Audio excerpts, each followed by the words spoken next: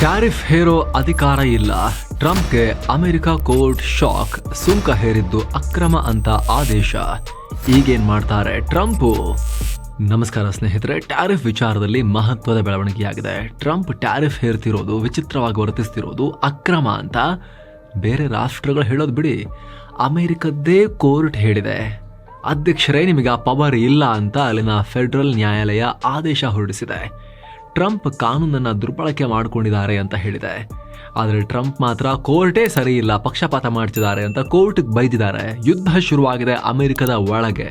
ಜೊತೆಗೆ ಕೋರ್ಟ್ಗೆ ಸೆಡ್ಡು ಹೊಡೆದು ಎಲ್ಲ ಟ್ಯಾರಿಫ್ ಹಾಗೆ ಇರುತ್ತೆ, ಚೇಂಜ್ ಮಾಡಲ್ಲ, ಸುಪ್ರೀಂ ಕೋರ್ಟ್ಗೆ ತಗೊಂಡು ಹೋಗ್ತೀನಿ ಅಂತ ಹೇಳೋ ಮೂಲಕ ಕೋರ್ಟ್ ವರ್ಸಸ್ ಟ್ರಂಪ್ ಅನ್ನೋ ಸೀನ್ ಸೃಷ್ಟಿಯಾಗಿದೆ. ನ್ಯಾಯಾಂಗ ಮತ್ತು ಅಧ್ಯಕ್ಷರ ನಡುವೆ ಯುದ್ಧ ಶುರುವಾಗಿದೆ. ಹಾಗಿದ್ರೆ ಈ ಸಂಘರ್ಷದಲ್ಲಿ ಗೆಲ್ಲೋದು ಯಾರು? ಟ್ಯಾರಿಫ್ ಹೋಗುತ್ತಾ? ಕೋರ್ಟ್ಗೆ ಅಮೆರಿಕ ಅಧ್ಯಕ್ಷರನ್ನ ತೆಗೆದುಹಾಕೋ ಪವರ್ಸ್ ಇದೆಯಾ? ನ್ಯಾಯಾಂಗ ಮತ್ತು ಅಧ್ಯಕ್ಷರಲ್ಲಿ ಯಾರು ಶಕ್ತಿಶಾಲಿ? ಅಮೆರಿಕದ ಕಾನೂನು ಸಂವಿಧಾನ ಏನ್ ಹೇಳುತ್ತೆ?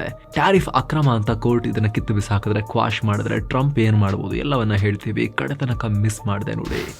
ಅಧಿಕಾರ ಮೀರಿ ವರ್ತನೆ, ಟ್ರಂಪ್ ಆದೇಶವೇ ಅಕ್ರಮ.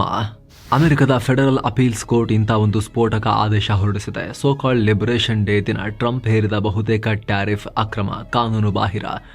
ಅಮೆರಿಕದ ಅಧ್ಯಕ್ಷರು ತಮ್ಮ ವ್ಯಾಪ್ತಿ ಮೀರಿ ನಡೆದುಕೊಂಡಿದ್ದಾರೆ ಅಂತ ಟ್ರಂಪ್ ಬುಡಕ್ಕೆ ಬಿಸಿನೀರು ಸುರಿದಿದೆ.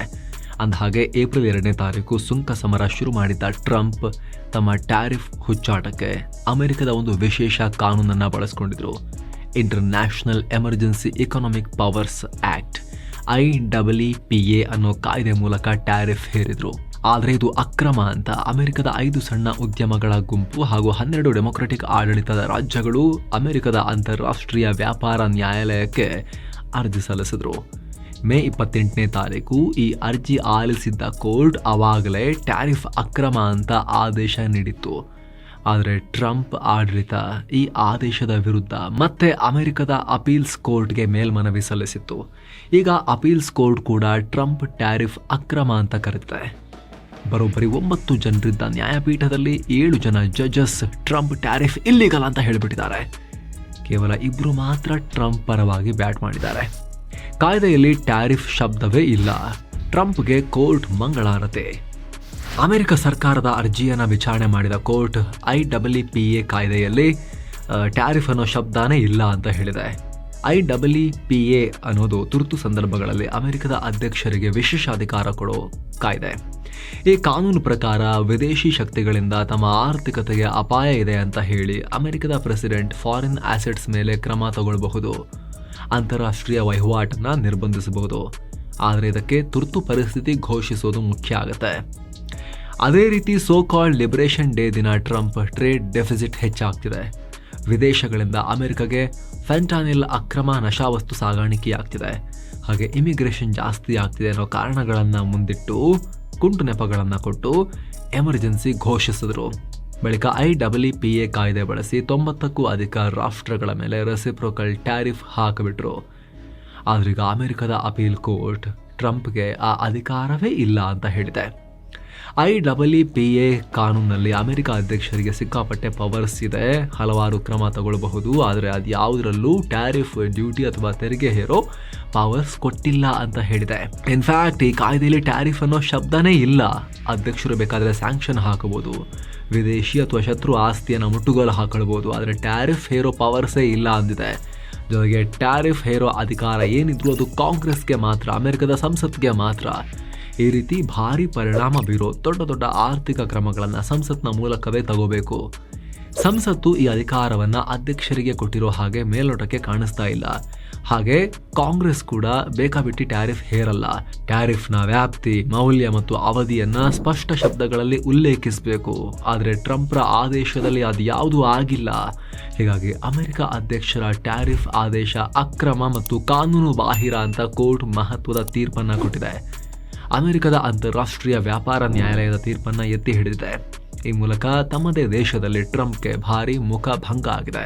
ಇನ್ನು ಸ್ನೇಹಿತರೆ, ವರದಿಯಲ್ಲಿ ಮುಂದುವರಿಯುವ ಮುನ್ನ 7 Sands ಟೂರಿಸಂ ಕಂಪನಿ ಅಂಡಮಾನ್ಗೆ ಟ್ರಿಪ್ ಆಯೋಜಿಸಿದೆ. ಆಫರ್ ಪ್ರೈಸ್ ಕೇವಲ 48,700 ರೂಪಾಯಿ ಮಾತ್ರ. 4 ನೈಟ್ 5 ಡೇಸ್ ಟ್ರಿಪ್ ಇದು. ಈ ಪ್ಯಾಕೇಜ್ ಅಲ್ಲಿ ಫ್ಲೈಟ್ ಟಿಕೆಟ್ಸ್, 3 ಸ್ಟಾರ್ ಹೋಟೆಲ್ ನಲ್ಲಿ ಸ್ಟೇ, 3 ಹೊತ್ತು ಊಟ, cellular jail light and sound show, Havelock island tour, Baratang island tour, limestone cave, elephant beach tour, AC transport ವ್ಯವಸ್ಥೆ, ಪ್ರೈವೇಟ್ ಫೆರಿ ಟಿಕೆಟ್ಸ್ ಹಾಗೂ 24/7 Kannada tour manager ಸೌಲಭ್ಯ ಎಲ್ಲ ಇರುತ್ತೆ. ಹೊರಡೋ ದಿನ 24 ಅಕ್ಟೋಬರ್ 2025. ಕೆಲವೇ ಸೀಟುಗಳು ಲಭ್ಯ. ಆಸಕ್ತರು ಈ ನಂಬರ್ಗೆ ಕಾಲ್ ಮಾಡಿ ನಿಮ್ಮ ಸೀಟನ್ನ ಕೂಡ ಬುಕ್ ಮಾಡಿ. ಬನ್ನೀಗ ವರದಿಯಲ್ಲಿ ಮುಂದುವರಿಯೋಣ.